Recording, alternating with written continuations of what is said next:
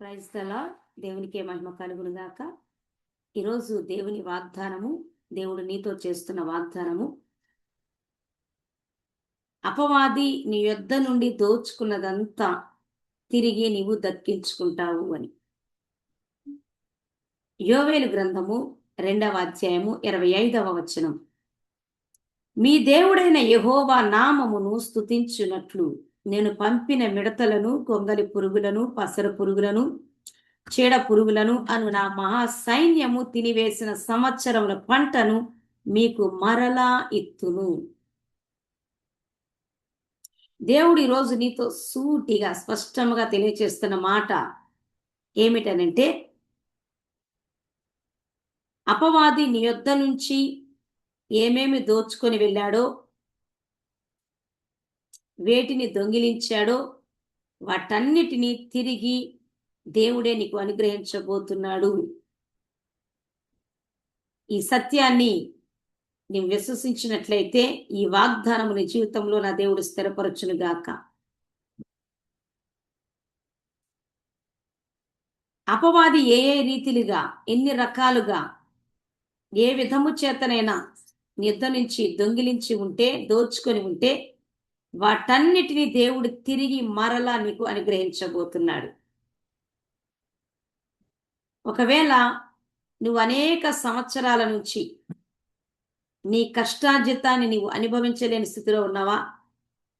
కొన్ని సంవత్సరాల పాటు శాంతి, సమాధానము, నెమ్మది లేని జీవితాన్ని గడుపుతున్నావా? సంతోషం లేనటువంటి కాలాన్ని గడిపి ఉన్నావా? ఇంకా భౌతికంగా నువ్వు ఇంకా వేటినైనా కోల్పోయావా? అపవాది నీ యొద్ద నుంచి దోచుకున్నాడా? అయితే అపవాది ద్వారా నీ జీవితంలో జరిగిన ప్రతి నష్టాన్ని దేవుడు తిరిగి వాటిని నీకు అనుగ్రహించబోతున్నాడు, వాటిని ఫిల్ చేయబోతున్నాడు. ఇక్కడ దేవుని వాక్యాన్ని చూసినట్లయితే, మీ దేవుడైన యెహోవా నామమును స్తుతించునట్లు నేను పంపిన మిడతలను, గొంగలి పురుగులను, పసర పురుగులను, చీడ పురుగులను నా మహా సైన్యము తినివేసిన సంవత్సరముల పంటను మీకు మరలా ఇత్తును.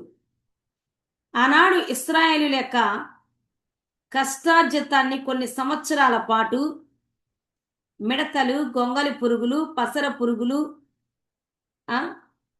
చీడ పురుగులు వంటి శత్రువులు వారు దొంగిలించడం జరిగింది. వారు వేసుకున్న పంట పొలాలు వారు పొందుకునే సమయానికి శత్రువులు దోచుకొని వెళ్ళిపోయేవారు. ఆ గిద్యోను కాలంలో కూడా ఇశ్రాయేలీలను మిద్యానీయులు దోచుకున్న విధానం ఎలా ఉన్నది అంటే, వారు తినటము కొరకు పండించుకున్నటువంటి ఆ పంటలు నోటిదాకా వచ్చేసరికి, వారు అనుభవించే సమయానికి ఆ మిద్యానీయులు వచ్చి ఆ పంటలన్నిటినీ నాశనం చేసేవాళ్ళు.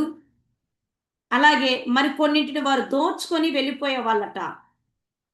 అట్టి రీతిగా ఇశ్రాయేలీలు కొన్ని సంవత్సరాల పాటు వారి కష్టార్జితాన్ని వారు అనుభవించకుండా ఎంతో వేదన చెందారు. అయితే కొంతకాలము తర్వాత దేవుడు తిరిగి వారితో ఈ విధంగా మాట్లాడుతున్నారు. మీరు నా నామమును స్తుతించినట్లుగా మరలా మీరు సంతోషంగా ఉండేటట్టు, మరలా మీ కష్టార్జితము మీరు అనుభవించేటట్టుగా, ఎంతకాలం నుంచైతే చీడ పురుగులు, మిడతలు, గొంగల పురుగులు లాంటి నా మహాసైన్యము తినివేసిన పంటంతా అన్ని సంవత్సరాల పంటను తిరిగి మరలా మీకు ఇస్తాను అంటున్నాడు. మీరు ఎన్ని సంవత్సరాలుగా అయితే వేటినైతే కోల్పోయారో, అపవాది మీ యొద్ద నుంచి వేటినైతే దోచుకొని వెళ్ళాడో వాటన్నింటినీ లెక్కగట్టి నేను మీకు మరలా తిరిగి ఇస్తాను అని చెప్పారు. బైబిల్లో మనం చూసినట్లయితే దావీదు యొక్క జీవితంలో ఒక విషయం జరిగింది. సమూయేలు మొదటి గ్రంథము 30వ అధ్యాయం ప్రారంభం నుంచి అధ్యాయం అంతా మనం గమనించినట్లయితే, దావీదు తనతో ఉన్న సైన్యము లేని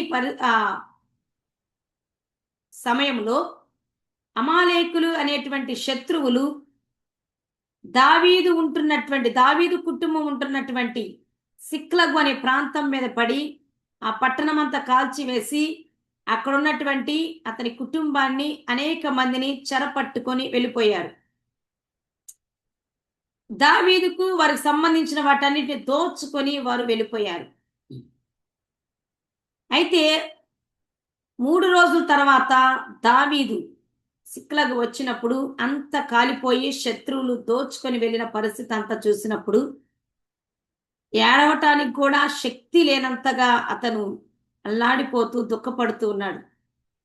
అయితే ఆ సమయంలో దేవుణ్ణి బట్టి ధైర్యం తెచ్చుకొని, దేవా, అమాలేకీలు సిక్లగు ప్రాంతాన్ని కాల్చివేసి నా కుటుంబాన్ని, మాకు కలిగిన సమస్తాన్ని వారు దోచుకొని వెళ్ళారయ్యా.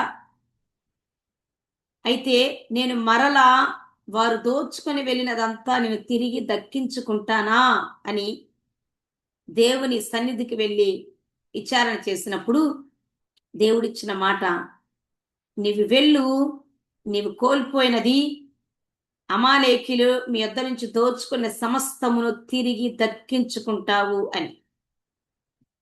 వెంటనే దావీదు తన దగ్గర ఉన్న కొద్ది సైన్యం తీసుకొని వెళ్ళి అమాలేకీలతో యుద్ధం చేసి, అమాలేకీలు ఏమేమైతే దోచుకొని వెళ్ళారో సమస్తాన్ని, కొద్దిదేమి గొప్పదేమి, సమస్తాన్ని తిరిగి దక్కించుకున్నాడట. తన కుటుంబాన్ని కూడా రక్షించుకున్నాడట. అంతేకాదు అమాలేకీలకు సంబంధించినటువంటి ఆ దోపుడు సొమ్మును కూడా వారు తెచ్చేసుకున్నట్లుగా వాక్య లేఖనాలు తెలియజేస్తున్నాయి. దావీదుకు సంబంధించిన వాటిని అమాలేకీలైన శత్రువులు దోచుకుంటే, వారు దోచుకుని వెళ్ళినదంతా తిరిగి మరలా దేవుడు దావీదుకు సమస్తమును అనుగ్రహించాడు. కొద్దిదేమి గొప్పదేమి. ఈ రోజున దేవుడు అట్టి రీతిగా ఆ కార్యము నీ జీవితంలో చేయబోతున్నాడు.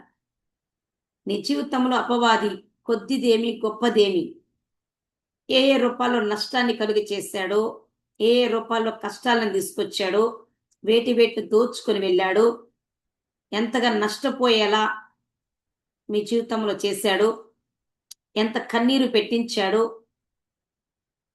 వాటన్నిటిని దేవుడు మరలా మీకు తిరిగి అనుగ్రహించబోతున్నాడు. మీరు కోల్పోయిన సమాధానము, అపవాది మీ యొద్ద నుంచి తీసివేసిన సమాధానము, సంతోషము, నెమ్మది, విశ్రాంతి, ఆస్తి, ధనము, భూములు, పొలాలు, వ్యాపారము, ఉద్యోగము, అలాగే పరిచర్యకు సంబంధించిన విషయాలు, అలాగే మీ కష్టార్జితాన్ని మీరు అనుభవించకుండా ఏ విషయాల్లో అపవాది మిమ్మల్ని దోచుకున్నాడో, ఎన్ని సంవత్సరాలు మీకు వేస్ట్ అయిపోయాయో అపవాది ద్వారా, మీరు కోల్పోయిన సంవత్సరాలు, మీరు కోల్పోయిన సమస్తాన్ని మీరు దక్కించుకుంటారు అని దేవుడి రోజున వాగ్దానం చేస్తున్నాడు. మీరు కోల్పోయిన సంవత్సరాలు సహా. మోషే 40 సంవత్సరాలు కోల్పోయినని బాధపడుతుంటే తిరిగి 40 సంవత్సరాలు అతనికి అనుగ్రహించినట్లుగా, యోబుకు కోల్పోయిన దానికి 2 అంతలు అధికం ఇచ్చి తనకు దీర్ఘాయువును అనుగ్రహించినట్లుగా, తిరిగి తన కుటుంబముతో, మనవ సంతానముతో ఆనందించేటట్టుగా దేవుడు అపవాది మీ యొద్ద నుంచి దొంగిలించినది, దోచుకున్నదంతా కూడా సమస్తాన్ని తిరిగి మీకు ఇవ్వబోతున్నాడు. తిరిగి వాటిని మీరు దక్కించుకోబోతున్నారు. వాటి కొరకు దేవుడు మీ ఎదుట నూతన ద్వారాలు తెరుస్తున్నాడు. నూతన అవకాశాలు మీ ఎదుట ఉంచుతూ ఉన్నాడు. దేవుని కృప మీకు తోడే ఉండును గాక. God bless you.